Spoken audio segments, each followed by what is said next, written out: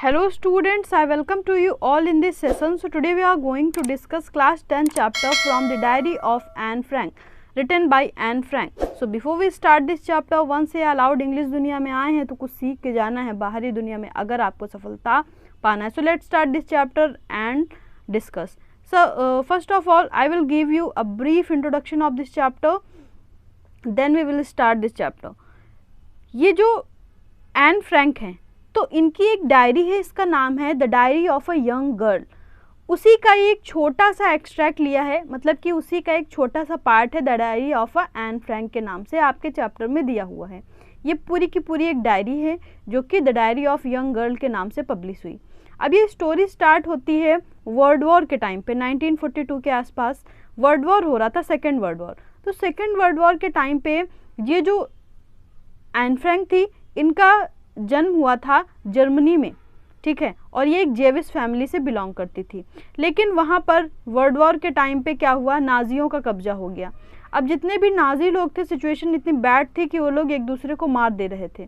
Situation बहुत ही ख़राब थी, इसलिए ये लोग जाकर के 2 साल तक, इनके जो फादर थे उनका नाम था ओटो फ्रैंक. ओटो फ्रैंक के ऑफिस बिल्डिंग में एन फ्रैंक और साथ में उनकी सिस्टर और उनके साथ ही साथ 4 फ्रेंड्स जाकर के छिपे हुए थे. जब वो वहाँ पे छिपी हुई थी, लगभग 2 साल तक वो लोग वहाँ पर छिपी रहीं और उसी दौरान उन्होंने ये डायरी लिखी. सिर्फ उनके फादर जो थे ओटो फ्रैंक वो कहीं बाहर चले गए थे, तो वही केवल जिंदा बचे थे. बाकी सभी लोग इनकी फैमिली के, जब 2 साल बाद इन लोग को कैंप में ले जाया गया तो वहाँ पर ये लोग मर गए थे. सिर्फ इनके जो फादर थे ओटो फ्रैंक, वो जब वापस आते हैं, जब वर्ल्ड वॉर एंड हो जाता है तो उनको डायरी मिलती है और वो डायरी को एक यूनिक रिकॉर्ड मान करके अपनी बेटी के नाम से उसको पब्लिश करा देते हैं. ये जो डायरी इन्होंने लिखी, ये डायरी इनको इनके बर्थडे पर एज अ प्रेजेंट मिली थी, 13 बर्थडे पर. तो उसी में ये सारी बातें लिखती थी. So let's start this chapter now.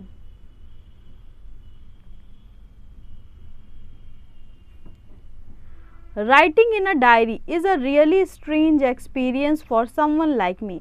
यहाँ पे एन फ्रैंक कह रही हैं कि डायरी में लिखना मेरे लिए, मेरे जैसे लोगों के लिए बहुत ही स्ट्रेंज एक्सपीरियंस है, क्योंकि इन्होंने इससे पहले कभी भी डायरी नहीं लिखी है.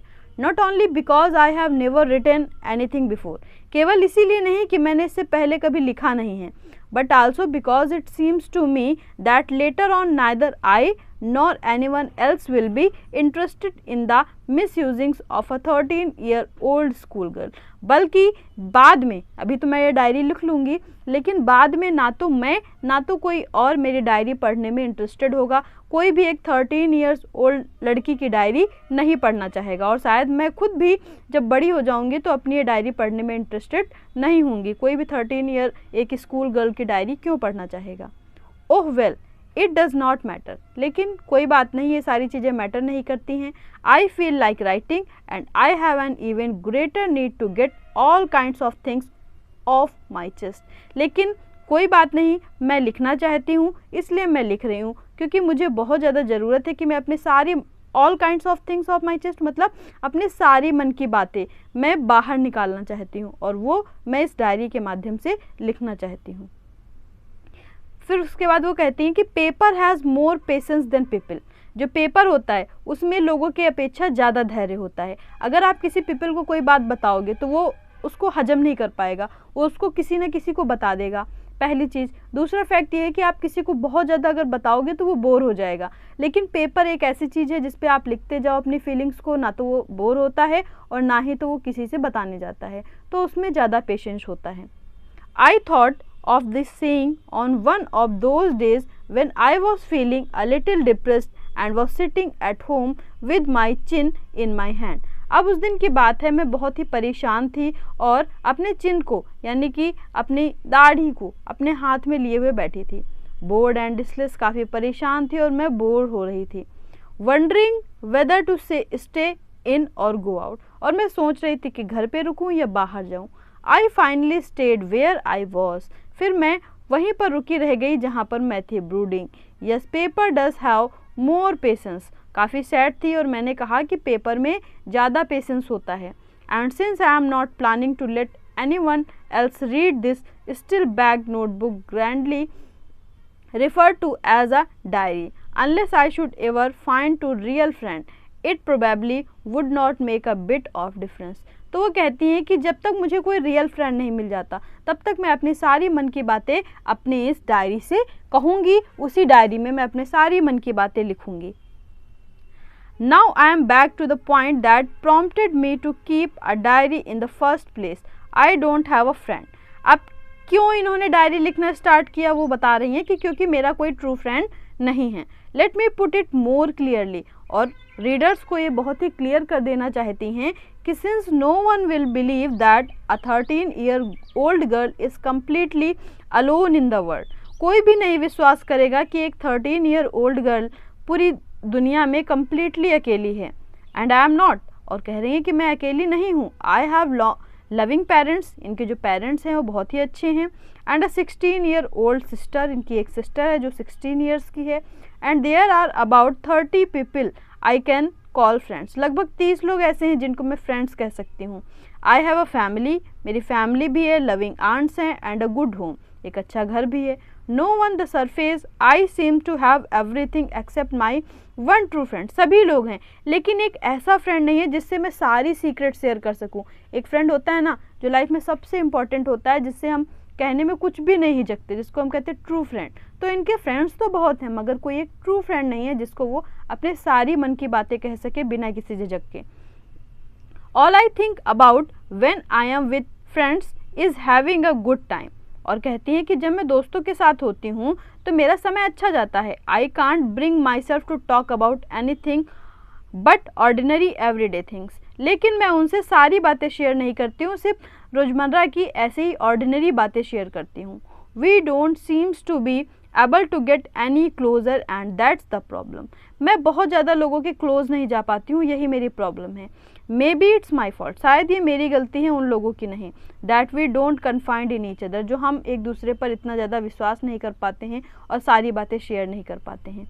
इन any case that is just how things are, कोई बात नहीं, चीज़ें तो ऐसी ही हैं। And unfortunately they are not liable to change, और ये चीज़ें बदलने वाली नहीं हैं। This is why I have started the diary, इसीलिए मैंने डायरी लिखना स्टार्ट किया। To enhance the image of the long awaited friend in my imagination, I don't want to jot down the facts in this diary the way most people would do. अब मैं इधर उधर की फालतू की चीज़ें नहीं लिखूंगी डायरी में जैसे कि लोग लिखते हैं। But I want the diary to be my friend, मैं चाहती हूँ कि ये डायरी मेरी फ्रेंड बने। मैं लोगों की तरह इसमें फालतू की बकवास नहीं लिखूंगी, बल्कि इस डायरी को एक फ्रेंड की तरह ट्रीट करूँगी। वो सारी बातें इससे बताऊँगी जो मैं अपनी फ्रेंड से बताना चाहती, जो मैं अपनी ट्रू फ्रेंड से बताना चाहती। And I am going to call this friend Kitty, और मैं इसका नाम रखूँगी किटी। इन्होंने अपनी डायरी का नाम रखा था kitty. Since no one would understand a word of my story to Kitty if I were to plunge right in, I would better provide a brief sketch of my life much as I dislike doing so. मैं सारी चीज़ें इसमें लिखूँगी, जो भी अपनी life का पूरा ब्रीफ स्केच दूँगी, और साथ में जो चीज़ें मुझे पसंद है नहीं पसंद है करना वो सब कुछ लिखूँगी। अब ये थोड़ा सा अपना इंट्रोडक्शन देती हैं, कहती हैं कि अगर इंट्रोडक्शन नहीं दूँगी तो लोग मेरे बारे में समझ नहीं पाएंगे। My father the most adorable father I have ever seen, अब ये कह रहे हैं कि इनके जो फादर हैं वो बहुत ही एडोरेबल, इट मीन्स बहुत ही लविंग फादर हैं। Did not marry my mother until he was 36 and she was 25, अब इनके फादर 36 के थे और मदर 25 की थी जब इन दोनों की शादी हुई। My sister Margot was born in Frankfurt in Germany in 1926, 1926 में 1926 में इनकी सिस्टर मॉर्गॉट का जन्म हुआ। आई वॉज बॉर्न ऑन 12 जून 1929, और इनका जन्म हुआ 1929 में। I lived in Frankfurt until I was 4, 4 साल की उम्र तक ये फ्रैंकफर्ट में ही रहती हैं, फ्रैंकफर्ट में। My father immigrate to Holland in 1933, लेकिन फिर 1933 में इनके जो फादर हैं वो होलैंड चले जाते हैं। My mother Edith Holland Frank, इनकी जो मदर हैं उनका नाम है Edith Holland Frank. Went with him to Holland, वो भी उनके साथ होलैंड चली जाती हैं इन सितंबर। While Margot and I were sent to Aachen to stay with our grandmother, और हम लोगों को अपनी दादी के साथ रहने के लिए एचेन में भेज दिया जाता है। मॉगॉट वेंट टू होलैंड इन दिसंबर, दिसंबर में मॉगॉट भी होलैंड चली जाती है। एंड आई फॉलोड इन फरवरी, और फरवरी में मुझे भी होलैंड भेज दिया जाता है अपने माँ बाप के पास। When I was plunked down on the table as a birthday present for Margot, Margot का बर्थडे था और मुझे एज अ बर्थडे प्रेजेंट वहाँ पर भेजा गया था।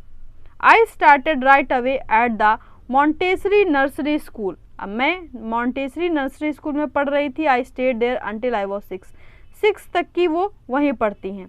Eight which time I started in the first form, in the 6th form my teacher was Mrs Kuperus, इनकी टीचर थी मिसिस कूपरस 6th क्लास में। द हेड मिस्ट्रेस, जो कि स्कूल की हेड मिस्ट्रेस भी थी। At the end of the year we were both in tears as we said a heartbreaking farewell. अब जब 6th क्लास की थी, 6th क्लास में ये थी, तो अब इनकी फेयरवेल हो रही थी। अब ये दूसरे स्कूल में एडमिशन लेने जा रही थी, इसलिए इनकी हेड मिस्ट्रेस और ये दोनों ही लोग फेयरवेल के लिए रो रहे थे। In the summer of 1941 grandma fell ill, इनकी दादी बीमार हो जाती है। 1941 की बात है, 1941 की बात है। And had to have an operation, और उनका ऑपरेशन होना है। So my birthday passed with little celebration, इसलिए मेरा बर्थडे बहुत ही कम सेलिब्रेशन के साथ ऐसे ही गुजर जाता है।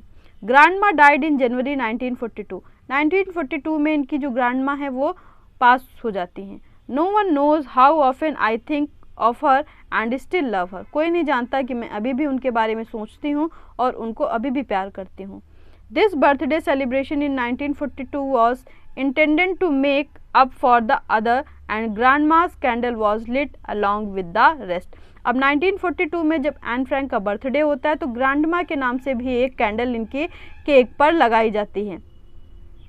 The 4 of us are still doing well, 4 of us मतलब इनकी सिस्टर एन फ्रैंक और इनके मदर और फादर, चारों ही लोग बहुत ही अच्छे से रह रहे हैं। And that brings me to the present date of 20 June 1942। अब उस पास्ट की इंट्रोडक्शन उन्होंने दे दिया है, अब ये प्रेजेंट में आ जाती हैं और कहती हैं and the solemn dedication of my diary. अब डेली का डेली ये लिखेंगे। अब क्या लिखती हैं आज का? Dearest Kitty, our entire class is quaking in its boots, सारी क्लास के लोग एकदम परेशान हैं। क्वेकिंग मतलब शेकिंग, काँप रहे हैं। The reason of course is the forthcoming meeting in which the teacher decide who will move up to the next form and who will be kept back। अब क्यों सारे क्लास के बच्चे कांप रहे हैं? क्योंकि टीचर जो हैं उनकी मीटिंग चल रही है और वो लोग डिसाइड कर रहे हैं कि कौन पास होगा, नेक्स्ट क्लास में जाएगा, और कौन फेल होगा, इसी क्लास में रह जाएगा। इसीलिए सारे बच्चे परेशान हैं और बहुत ही टेंशन में हैं। Half the class is making bets, पूरे आधे क्लास के बच्चे शर्त लगा रहे हैं कि तुम पास होगे या नहीं। G N and I laugh our self silly at the 2 boys behind us, G N इनकी फ्रेंड है और एन, दोनों ही लोग हंस रहे हैं 2 लड़कों के ऊपर जो इनके पीछे बैठते हैं। दोनों ही बहुत ही सिली हैं। सीएन एंड जैकस नाम है उनका। वो have stake there entire holiday saving on their beds, अब वो पूरे टाइम उनका जितना भी हॉलीडे में उन्होंने पैसा सेव किया था वो सब पैसा शर्त लगाने पर ही वेस्ट कर रहे हैं। शर्त लगा रहे हैं कि तुम पास होगे या नहीं। From morning to night it is you are going to pass, no I am not, yes you are, no I am not. पूरे टाइम सुबह से लेकर शाम तक वो दोनों यही चिल्लाते रहते हैं। एक कहता है कि तुम पास होगे, दूसरा कहता है नहीं मैं नहीं हूँगा, फिर वो कहता है कि तुम पास होगे, फिर वो कहता है नहीं मैं नहीं हूँगा। इवन जीएस pleading glances and my angry outburst can't calm them down, हम लोग को गुस्सा आता है और जीएस जो है इनकी फ्रेंड वो उनको देख करके आंख भी दिखाती है, गुस्सा करती है, लेकिन वो दोनों शांत नहीं होते हैं, वो सारा दिन ऐसे ही बड़बड़ करते रहते हैं। If you ask me there are so many dummies that about a quarter of the class should be kept back. अब अगर कोई एन से पूछे तो एन का मानना है कि उनकी क्लास में बहुत सारे स्टूपिड बॉयज़ हैं, बहुत से बच्चे ऐसे हैं जो पढ़ने में बहुत ही स्टूपिड हैं, और अगर इनके हिसाब से देखा जाए तो 1/4 ऑफ द क्लास जो बच्चे हैं उनको फेल कर देना चाहिए, उनको पास नहीं करना चाहिए। But teachers are the most unpredictable creature on the earth, लेकिन एन का मानना है कि टीचर्स क्या डिसाइड करेंगे ये कोई नहीं कह सकता। टीचर्स जो होते हैं वो बहुत ही अनप्रिडिक्टेबल होते हैं, इस पृथ्वी में सबसे अनप्रिडिक्टेबल क्रिएचर्स हैं, जो अगले क्षण क्या कर बैठेंगे कोई नहीं कह सकता। आई am not so worried about my girl friend and my self. अब एन कह रही है कि मैं अपनी जो गर्ल फ्रेंड्स हैं और मैं अपने खुद के बारे में चिंतित नहीं हूँ, क्योंकि ये पढ़ने में ठीक है और उनको लग रहा है कि हम लोग तो पास ही हो जाएंगे। We will make it. The only subject I am not sure about is math. केवल एक ही सब्जेक्ट है जिसके बारे में हम श्योर नहीं हैं और वो है maths. Anyway all we can do is wait. बस हम लोग इंतज़ार ही कर सकते हैं जब तक रिजल्ट नहीं आ जाता। Until then, we keep telling each other not to lose heart। और तब तक हम लोग एक दूसरे को इतना साहस देते रहते हैं कि हारो नहीं, हम लोग जीतेंगे, हम लोग पास हो जाएंगे। I get along pretty well with all my teachers। मेरे सारे टीचर्स के साथ बहुत ही अच्छी ट्यूनिंग है। मतलब एन जो है उनके सारे टीचर्स के साथ बहुत अच्छे से बनती है। There are 9 of them। 9 teachers हैं, 7 men हैं एंड 2 वुमेन्स हैं। Mister Keesing the old foggy would teach math. लेकिन केवल एक ही टीचर है जिनसे इनकी नहीं बनती है और वो कौन है? कीजिंग नाम है उनका। ओल्ड फॉगी मतलब काफ़ी ओल्ड हैं और काफ़ी पुराने ख्यालों वाले टीचर हैं और वो इनको मैथ्स पढ़ाते हैं। Was annoyed with me for ages because I talk so much. वो मुझसे हमेशा गुस्सा हो जाते हैं क्योंकि मैं बहुत ज़्यादा बातें करती हूँ। आफ्टर सेवरल वार्निंग्स, उन्होंने कई बार मुझे चेतावनी भी दी। He assigned me extra homework and AC on the subject a chatterbox। उन्होंने मुझे एक्स्ट्रा होमवर्क भी दिया एज अ पनिशमेंट कि तुमको एक ऐसे लिख के लाना है, किसके ऊपर? चैटर बॉक्स के ऊपर। चैटर बॉक्स मीन्स क्या होता है? जो वो इंसान जो बहुत ही बड़बड़ करता है, बहुत ही बातूनी होता है, उसको कहते हैं चैटर बॉक्स। तो एन को एज अ चैटर बॉक्स कह करके उन्होंने कहा कि इसके ऊपर एक ऐसे लिख के लाना, पनिशमेंट के रूप में उन्होंने इनको ऐसे लिखने को दिया। A chatterbox, what can you write about that? अब वो सोच रही हैं कि चैटर बॉक्स के ऊपर कोई क्या लिख सकता है। I would worry about that later। I jotted down the title in my notebook। मैंने सोचा कि इस टॉपिक के बारे में बाद में सोचूंगी। मैंने इस टॉपिक को अपने नोटबुक में लिख लिया और बैग में डाल दिया। Tucked it in my bag and tried to keep quiet। और कोशिश की कि मैं शांत रहूं। That evening after I would finish the rest of my homework, उस शाम को जब मैंने अपना पूरा होमवर्क फिनिश कर लिया, the note about the essay caught my eye। तभी मुझे याद आया कि मुझे essay लिखना है। I began thinking about the subject while chewing the tip of my fountain pen। मैं अपने पेन का जो ऊपर का पोर्शन होता है उसको दांतों से चबाती जा रही थी और सोच रही थी कि essay में मैं क्या लिखूं। Anyone could ramble on the leave big space between the words, but the trick was to come up with convincing argument to prove the necessity of talking। अब वो कह रही हैं वैसे ऐसे लिखने में तो कोई बड़ी बात नहीं है, कोई भी दूर दूर काफ़ी गैप दे करके पेज को भर सकता है, लेकिन ये ऐसा नहीं करना चाहती। ये चाहती हैं कि कुछ सेंसफुल लिखे जिससे इनके टीचर जो हैं वो कन्विंस हो जाएं और वो समझें कि एन ऐसा बातें क्यों करती हैं, उनकी बातें करने वाली चीज़ को लेकर के वो कन्विंस हो जाएं। तो कुछ भी अच्छा सा लिखना चाहते हैं जिससे उनके टीचर कन्विंस हो। I thought and suddenly I had an idea। जब मैंने काफ़ी सोचा तो मुझे एक आइडिया आया। I wrote the 3 pages Mr. Keesing had assigned me and was satisfied। अब मैंने 3 पेज का ऐसे लिखा जो मिस्टर कीजिंग ने मुझे दिया था। काफ़ी अच्छा ऐसे था, वो सेटिस्फाइड भी हुए मेरे ऐसे से। I argued that talking is a student's trait. मैंने उसमें लिखा कि जो बातें करना जो क्वालिटी है ये स्टूडेंट्स की क्वालिटी होती है। ट्रेट मीन्स होता है क्वालिटी। बातें करना एक स्टूडेंट की क्वालिटी होती है। And that I would do my best to keep it under control. और मैं कोशिश करूँगी कि मैं अपनी इस क्वालिटी को कंट्रोल कर सकूँ। But that I would never be able to cure myself of the habit since my mother talked as much as I did, if not more। अब वो कह रही है कि मैं अपनी इस क्वालिटी को कंट्रोल नहीं कर पा रही हूँ क्योंकि जितनी बातें मैं करती हूँ उतनी ही बातें मेरी मदर करती हैं और ये मुझे इनहेरिटेंट मीन्स कहते ना कि कोई चीज़ मदर फादर से मिली होती है, तो उनका मानना है कि ये इनको मदर फादर से मिली हुई है क्वालिटी। और कोई भी इंसान कोई पकड़ी हुई आदत तो छोड़ सकता है लेकिन जो आपको इनहेरिटेंट मिली है उसको कोई भी नहीं छोड़ सकता। तो वही वो यहाँ पे कह रही हैं कि and that there is not much you can do about inherited traits. जो आपको आनुवांशिक रूप से जन्म से मिली हुई है उसको आप नहीं छोड़ सकते। Mister Keesing had a good laugh at my argument. जब मिस्टर कीजिंग ने मेरा ये ऐसे पढ़ा तो बहुत ही हंसे। But when I proceeded to talk my way through the next lesson, अगले लेसन में मैं फिर से बातें करने लग गई। ही असाइन मी अ सेकेंड ऐसे, तो उन्होंने फिर मुझे पनिशमेंट के रूप में एक दूसरा ऐसे लिखने को दिया। This time it was suppose to be an incorrigible chatterbox. Incorrigible मतलब जिसको करेक्ट ना किया जा सके, सही ना किया जा सके। तो एक ऐसा चैटर बॉक्स, एक ऐसी बातूनी लड़की जिसको सही ना किया जा सके, इस पर ऐसे लिखने को दिया। I handed it in and Mr. Keesing had nothing to complain about for 2 lesson। अब मैंने उस पर ऐसे जब लिख करके दिया तो मिस्टर कीजिंग को 2 लेसन तक की कोई कंप्लेन नहीं मिली। मैंने कोशिश की कि मैं शांत रहूं। However, during the 3rd lesson, लेकिन जब तीसरा लेसन हो रहा था, तीसरी क्लास हो रही थी, he would finally had enough। तो मैंने फिर से बातें करनी स्टार्ट कर दी और उन्होंने फिर से मुझे फाइनली एक ऐसे लिखने को दिया पनिशमेंट के रूप में। And Frank as punishment for talking in class write an essay entitled quack quack quack said mistress chatterbox. अब उसका टॉपिक क्या था कि एन फ्रैंक को पनिशमेंट के रूप में क्लास में बातें करने के लिए एक ऐसे लिखने को दिया जाता है जिसका टॉपिक है quack quack quack said mistress chatterbox. अब इसका मतलब ये है कि बहुत ही ज़्यादा क्वैक क्वैक करती हैं, मतलब बहुत ही बातें करती रहती हैं चैटर बॉक्स। अब यहाँ पे ये इनके टीचर हैं, ये एन फ्रैंक हैं। द क्लास रोअर्ड, क्लास के सभी लोग हंसने लगे।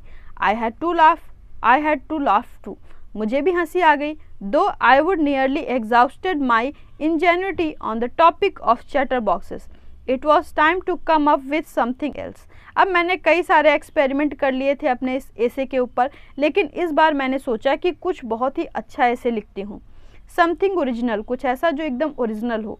माई फ्रेंड सैन, इनकी एक फ्रेंड है जिसका नाम है सैन, वो इज़ गुड एट पोइट्री, उसकी पोइट्री बहुत अच्छी है।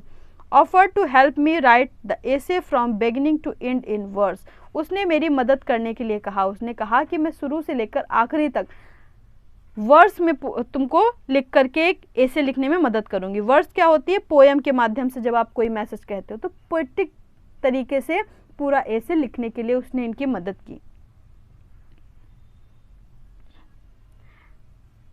And I jumped for joy, मैं भी खुशी से उछल गई।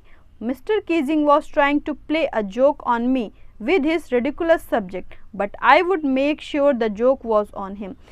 अब इसने क्या कहा एन ने कि मिस्टर कीजिंग जो है, इनके जो टीचर हैं, वो मुझसे मजाक कर रहे हैं और मैं कोशिश करूँगी कि उनका मजाक उन्हीं पे भारी पड़ जाए। I finished my poem and it was beautiful। अब मैंने अपनी पोएम कंप्लीट की, ऐसे की पोएम बहुत ही अच्छी पोएम थी। It was about a mother duck। अब पोएम किसके बारे में थी? एक मदर डक थी एंड अ फादर स्वान, और एक फादर स्वान था। डक आप लोग जानते हैं ना, बतख जो होता है बर्ड, और स्वान मतलब हंस।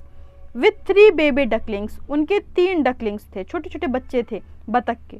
वो were bitten to death by the father because they quack too much. अब जो बच्चे थे वो बहुत ही ज़्यादा क्वैक क्वैक करते थे, इसलिए उनके फादर ने उनको पीट पीट कर मार डाला, तीनों बच्चों को।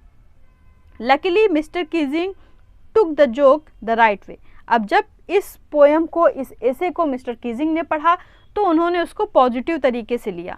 ही read the poem in the class, उन्होंने पूरी क्लास को वो पोएम पढ़ के सुनाई।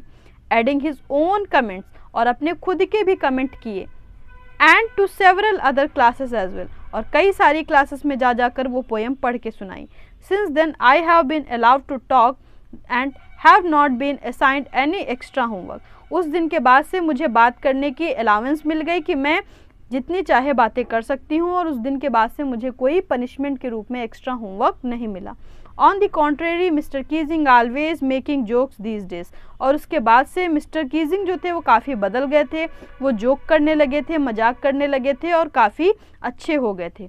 योर एन, तो ये थी आपकी पूरी की पूरी डायरी।